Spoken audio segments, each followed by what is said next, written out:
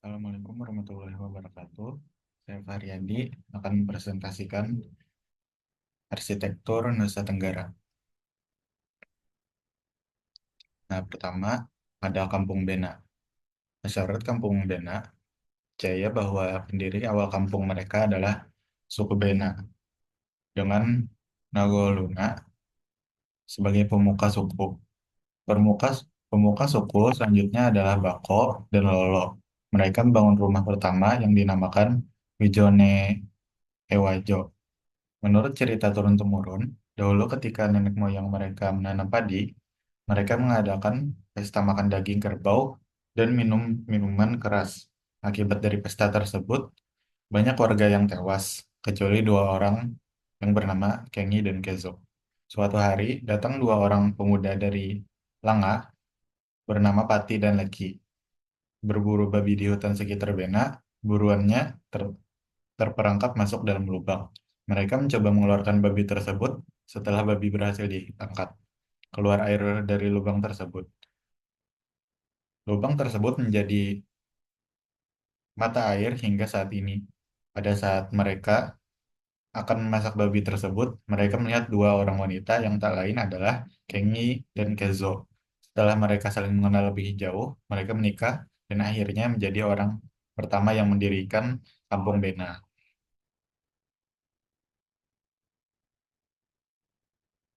Lalu, cara bangun rumah. Semua persiapan bangun rumah dimusyawarahkan oleh semua anggota suku. Yang akan membangun dipimpin oleh tua adat dari suku tersebut, lalu melapor keluarga suku-suku lain dengan membuat musyawarah adat yang dipimpin oleh ketua adat.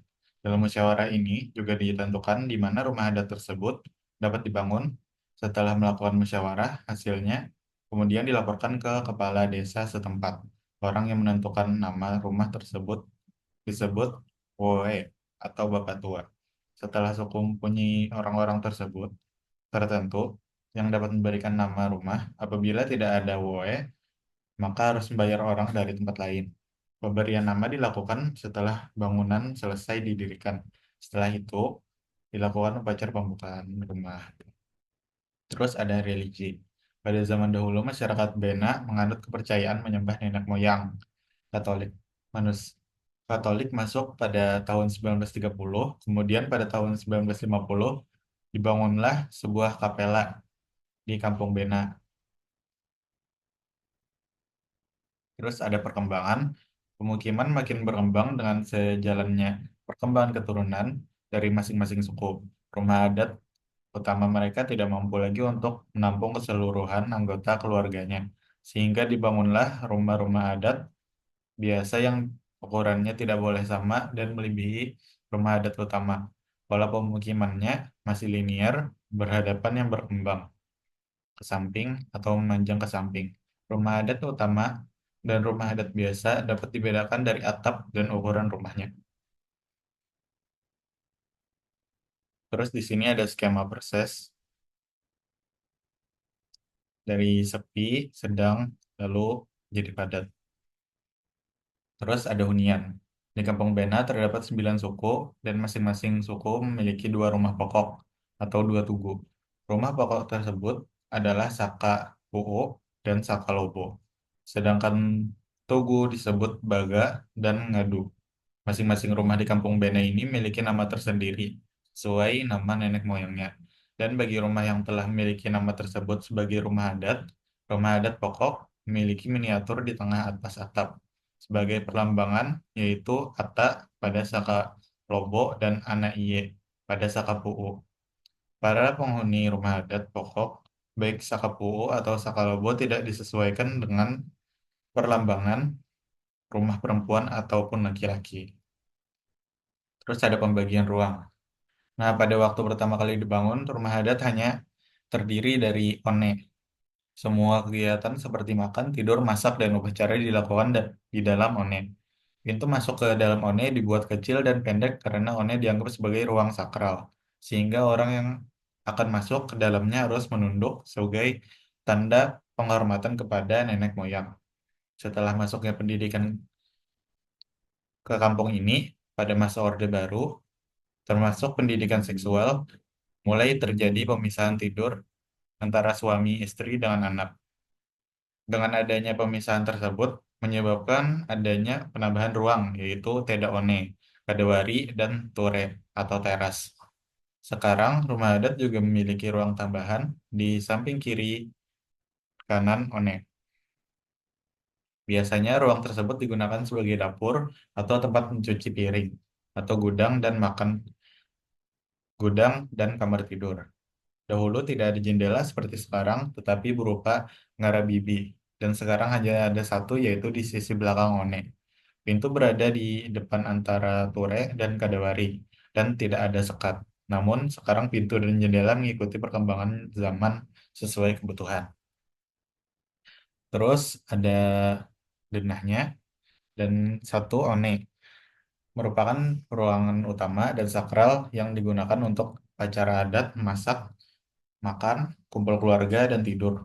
Di dalam One terdapat tungku api dan di atasnya terdapat KI, atau tempat menyimpan kayu bakar.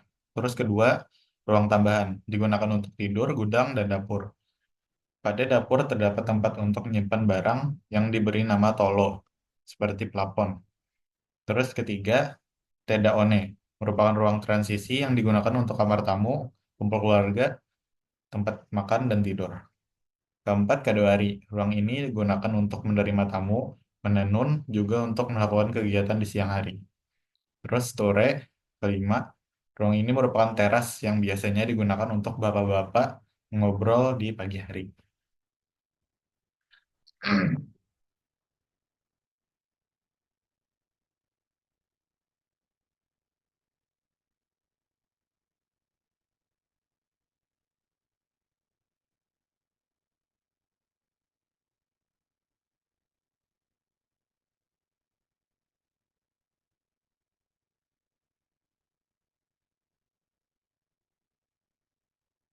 Lalu di dalam Onet, setiap rumah pendukung itu terdapat mataraga yang berasal dari rumah pokok.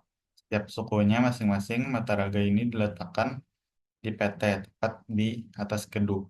Mataraga ini tidak boleh dikeluarkan dari Onet kecuali ada upacara besar. Setiap suku mempunyai beberapa rumah pendukung yang juga merupakan rumah adat, dan luas Onet rumah pendukung tidak boleh lebih besar daripada Onet rumah pokoknya. Sebelum ada pembangunan jalan aspal di kampung ini, ketinggian lantai rumah terhadap permukaan tanah lebih tinggi, sejajar dengan permukaan tanah di depannya. Kemudian dibuat lebih pendek untuk menghindari roboh dan perambatan getaran dari jalan aspal di belakang rumah yang sering dilewati oleh kendaraan besar truk. Proses pembangunan. Membangun rumah adat di Kampung Bena terdiri dari 5 tahap, yaitu satu, Daimuku Tewu. Daimuku Tewu ini merupakan upacara pembangunan rumah. Pada upacara ini, semua keluarga keturunan rumah harus menghadirinya. Di dalam upacara ini dibicarakan perencanaan kerja dan biaya. Dalam upacara ini dilakukan acara potong babi yang kemudian dilanjutkan dengan makan bersama. Bila ingin membangun rumah, semua keluarga harus berkumpul. Semua pekerjaan dan bangunan yang mengerjakan adalah keluarga dari pemilik rumah, dan yang membuat ukiran adalah salah satu keturunan dari suku itu. Dua, Torengani. Upacara yang kedua adalah upacara mengambil papan di hutan dan pembuatan papan-papan. Selama proses ini, setiap hari diadakan acara potong babi dan dilakukan dengan makan babi bagi keluarga dan para pekerja. Upacara potong babi disebut mate ngana atau supah babi, dan dilakukan dari kegiatan membuat one sampai konstruksi atap. Tiga, Terepuda. Upacara ini adalah upacara pembongkaran rumah yang lama maupun baru, sampai pemasangan rumah baru di tempatnya. Untuk sementara pada kegiatan ini, penghuni tinggal di rumah tetangga atau beva gubuk. Warga di Warga seluruh kampung ikut berperan serta dalam upacara ini. Pada upacara ini, yang dilakukan pertama kali adalah motong babi, yang kemudian dilanjutkan dengan makan bersama.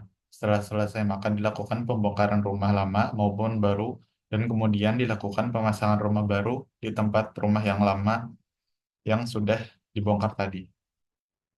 Kemudian pemasangan dan penyusunan kayu-kayu. Musolaki atau tetua dari keluarga tersebut menari-nari mengelilingi ngadu dan baga sukunya sambil membawa kayu isu, lalu diadakan acara potong babi lagi yang juga dilanjutkan dengan makan bersama. Keempat, wae. Pada tahap ini dilakukan pemasangan sebagai sebagian alang-alang untuk atap yang jumlahnya harus ganjil dan sama antara bagian kanan dan kiri. Atap tersebut perisai, atap berbentuk perisai, dan atap tambahan berupa atap datar di bagian depan, bahan konstruksi atap perisai dari kayu koja dan bahan bambu pada atap bagian depan. Sedangkan bahan penutup atap perisai adalah alang-alang. Sehari sebelumnya warga kampung menyumbang alang-alang sesuai kebutuhan. Urutan upacara wae yaitu memotong babi, makan bersama, pemasangan alang-alang, memotong babi kembali, dan diakhiri dengan makan bersama. 5. Kasao. Kasao adalah upacara terakhir yang dirayakan secara besar-besaran. Pada kasao ini dilakukan pemasangan ata dan anaiye, sao atau tombak, dan uja atau parang yang sebelumnya dilumuri darah babi, sisa maule dipasang hingga selesai. Untuk rumah adat pokok, dipasang boko, kemudian dipasang ata atau anaiye. Ngadu dan baga merupakan bentuk besar dari ata dan iye yang terdapat pada atap sakalobo dan sakapuu. Nah, tingkatan urutan di rumah adat ada satu Dawu Ngongo atau polos tanpa ukiran, dua Weti Segere, ada ukiran, tiga Weti Masa. Seluruh ukiran sudah lengkap, PT dan PT depan diukir di bagian luar, contoh pelangi. Empat TB, penghabisan ada ukiran di luar atau teras.